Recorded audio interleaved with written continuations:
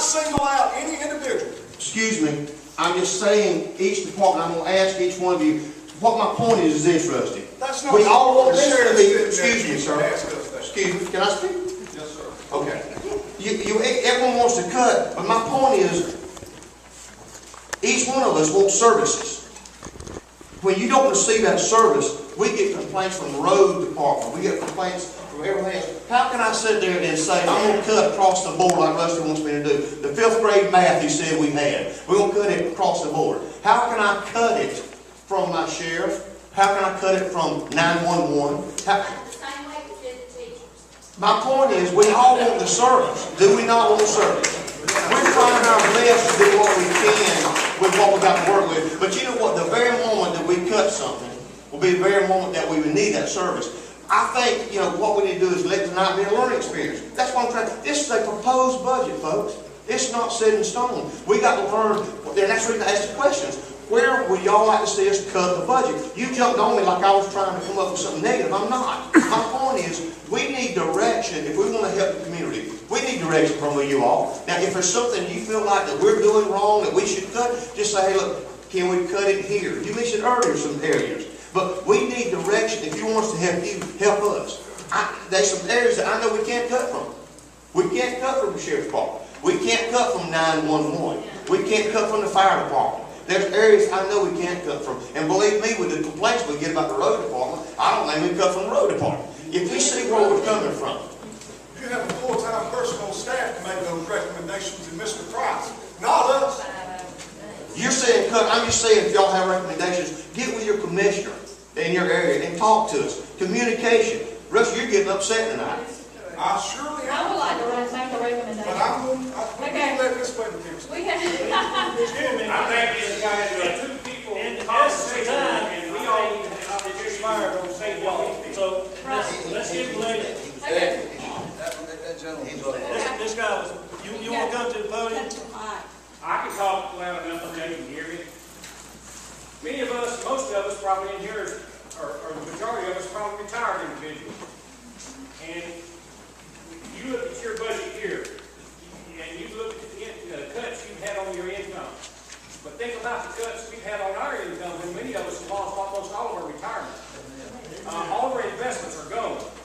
And then you want us to come up with this extra money. And yeah, I understand that we need these services.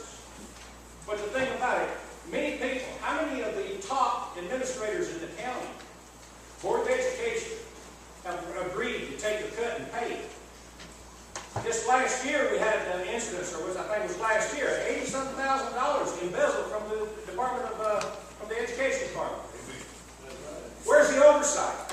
Somebody ought to be sitting up there. I know what my checkbook is being written, my checks are getting written for it. And what's going on in the rest of the departments? Are we accounting for us? Break it down and tell us where everything's going, what it's going for. I have to know what mine's expenditures are, what each dollar goes to. And I'm like this gentleman over here, when my income drops, I have to change my living standard. Well, maybe some of the county needs to change their living standard. So there's got to be a happy medium somewhere. Because if it's not there, you can't get it.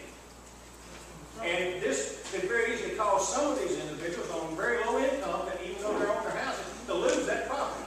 What's going to happen to it? The county's going to take it, auction it off. Who winds up buying it?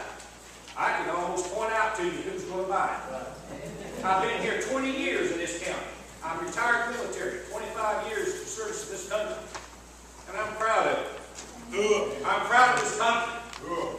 I would go back today and give my life for it. But the thing about it is, look what's going on in our community.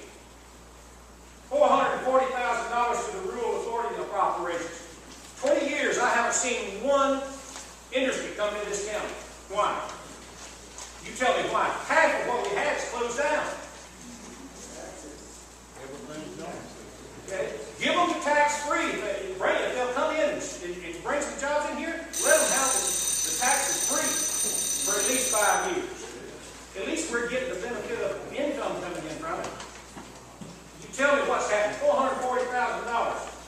What's happening to that $440,000 in rural area authority? Who's getting it?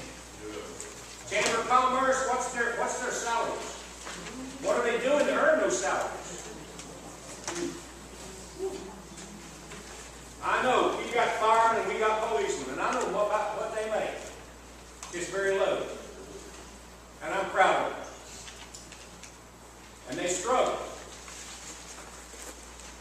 And every day they're out there around going and chasing somebody that's been fighting or shooting or cutting. Just think about it. That's all I have to say.